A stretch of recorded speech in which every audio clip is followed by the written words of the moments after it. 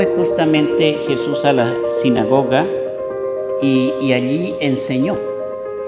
Y empieza el asombro de todos porque tiene una autoridad especial para hablar de las cosas de Dios que no la tiene ni siquiera los que tienen autoridad. Curiosamente e irónicamente, el Evangelio dice que aquellas personas veían que Jesús enseñaba como quien tiene autoridad y no como los escribas. Se supone que los escribas son los que tienen la autoridad de la palabra de Dios. Y ahí empieza una primera enseñanza. La autoridad, la verdadera autoridad tiene que venir de un verdadero conocimiento, de un verdadero conocimiento. ¿Quién conocía más a Dios entre los escribas y Jesús? Pues Jesús es Dios. ¿Quién podía hablar con más autoridad? Por supuesto que Jesús. Claro, sabe de lo que está hablando. Si va a hablar del reino de Dios, sabe qué es el reino de Dios. Si va a hablar de Dios, Él sabe quién es Dios, porque Él mismo lo es. Entonces, tiene la autoridad para hablar. Los escribas hablan de lo que saben, pero hay un problemita con la autoridad. Yo pienso que hablar con autoridad no es tan difícil. ¿Sí? Solo se necesita un poco de conocimiento, un poco de preparación y uno puede hablar con autoridad. El problema es sostener lo que uno habla. Nuestra sociedad está en una crisis terrible, la crisis de la autoridad. Todos los estamentos de nuestra sociedad están cayendo en una crisis terrible de autoridad. Hoy en día no se sabe quién tiene la autoridad y hoy en día se trata de abolir la autoridad porque parece que la autoridad, según algunas doctrinas, daña la libertad y es al revés. Si no hay autoridad, nos volvemos esclavos. Uno de los ámbitos donde se tiene que manejar la autoridad y en donde más crisis de autoridad hay es en la familia. Es en la familia.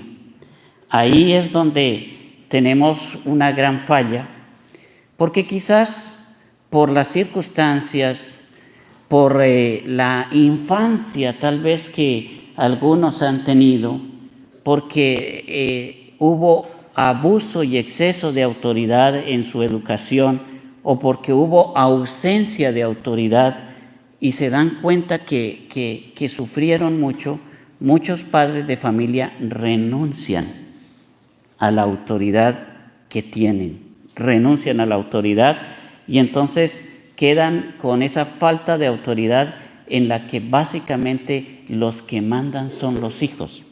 Son como esclavos que trabajan para darle gusto a lo que quieran sus hijos.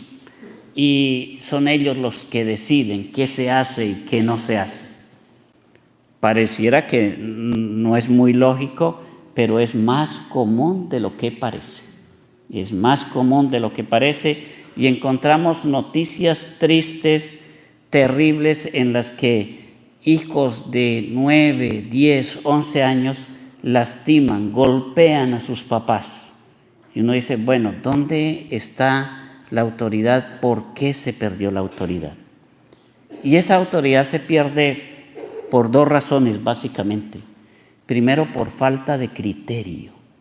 Por falta de criterio. No tenemos un criterio claro. ¿Quién manda y por qué manda y cómo se tienen que hacer las cosas? Y la otra es una falta de carácter. Falta de criterio y falta de carácter. ¿Y las consecuencias qué van a ser? En esa falta de autoridad, no crean que los hijos ganan. No crean que los hijos que están haciendo su voluntad van a ganar. Ellos crecen con las inseguridades de no haber tenido quien les enseñara. Ellos crecen con esa desconfianza, porque quienes deberían estar como tutores enseñándoles lo que tenían que aprender, no lo hicieron. también aparece otra cosa, que es el abuso de la confianza, el abuso de la autoridad, el famoso autoritarismo. Y es ahí donde aparece el orgullo, la soberbia y complejo de superioridad que nace cuando se nos da cualquier autoridad. En la familia, pues, es el papá, la mamá, que decide que en la casa se hacen las cosas como él diga, hasta ahí vamos bien, pero la razón es porque yo digo, ahí sí vamos mal. Sí se hace lo que él dice, pero no porque yo digo, debe haber una razón lógica. Por eso la autoridad en Jesús empieza con palabras que se dicen con una autoridad suprema, con conocimiento. Por eso es curioso, pero los padres de familia tienen que estudiar para ser buenos padres de familia. Tienen que aprender cómo ser padres de familia. No solamente irse ahí a como salga, eso sale mal. Así como salga, sale mal. Por eso siempre debe haber una razón. ¿Por qué se hacen las cosas y por qué no se hacen las cosas? Y al final, algo que no les gusta a los hijos, pero tiene que ser así. Las cosas se hacen por esto, las cosas no se hacen por esto, pero se hace lo que yo diga. Eso es lo que no les gusta a los hijos, ¿no? Pero tiene que ser así. Es la única manera como los podemos formar, como los podemos dirigir, como los podemos llevar a que tengan más seguridad. Cuando una persona es autoritaria, por supuesto que recibe la obediencia de los hijos y pareciera que todo anda bien, pero en esa casa lo que hay es miedo, en esa casa lo que hay es temor. Y esos hijos, cuando tengan la oportunidad, se van. En cuanto tengan la oportunidad, se van porque van a huir, no van a tratar de arreglar eso. Van a querer salir de ese autoritarismo y a lo mejor se convierten en papás sin autoridad, porque recibieron mucha presión. Ellos no quieren darle presión a sus hijos y entonces se vuelve un círculo vicioso. El Señor nos enseña claramente cuál es la verdadera autoridad. Habla de lo que sabe, pero además lo ratifica con lo que hace. Lo ratifica con lo que hace y en este caso el Evangelio de San Marcos nos está presentando la autoridad de Jesús sobre todo, incluso sobre el mal, incluso sobre el diablo, sobre todo. Por eso el signo que aparece ahí es el signo de la sanación o la liberación de aquel hombre que tenía un espíritu inmundo. Pero mire lo que el espíritu intenta hacer con Jesús. Intenta dialogar con Jesús. Intenta hacerle preguntas a Jesús.